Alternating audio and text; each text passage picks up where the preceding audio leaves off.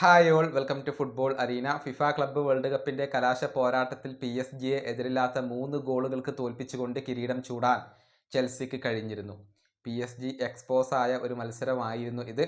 ആദ്യ പകുതിയിൽ തന്നെ 3 ഗോളുകൾ നേടിക്കൊണ്ട് ചെൽസി തങ്ങളുടെ കരുത്ത് കാണിച്ചു എന്നുള്ളതാണ്. PSG ദൗർബല്യം അത് കൃത്യമായി മുതലെടുക്കാൻ ചെൽസിക്ക് സാധിക്കുകയായിരുന്നു.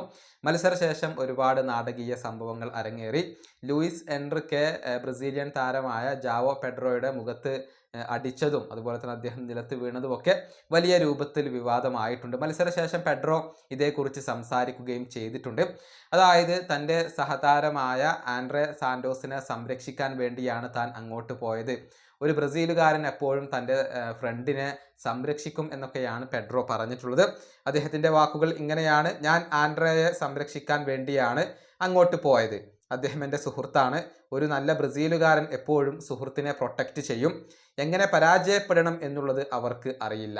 ഇതാണ് ഇപ്പോൾ ജാവോ പെഡ്രോ പറഞ്ഞിട്ടുള്ളത്. അതായത് മത്സരത്തിൽ പരാജയപ്പെട്ട് കഴിഞ്ഞാൽ അതിനെ എങ്ങനെ ഉൾക്കൊള്ളണം എന്നുള്ളത് PSG അറിയില്ല. അതുകൊണ്ടാണ് ഇത്തരത്തിലുള്ള ഒരു പ്രശ്നങ്ങളൊക്കെ അവർ സൃഷ്ടിച്ചത് എന്നാണ് പെഡ്രോ ഇപ്പോൾ പറഞ്ഞിട്ടുള്ളത്.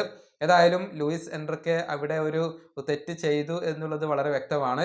ഏത് രൂപത്തിലുള്ള അച്ചടക്ക നടപടിയാണ് ഈ പരിശീലകനെതിരെ ഫിഫ കൈക്കൊള്ളുക എന്നുള്ളതൊക്കെ കാത്തിരുന്നു കാണേണ്ട കാര്യമാണ്. ഈ വീഡിയോ അവസാനിപ്പിക്കുന്നു. അടുത്തൊരു വീണ്ടും കാണാം.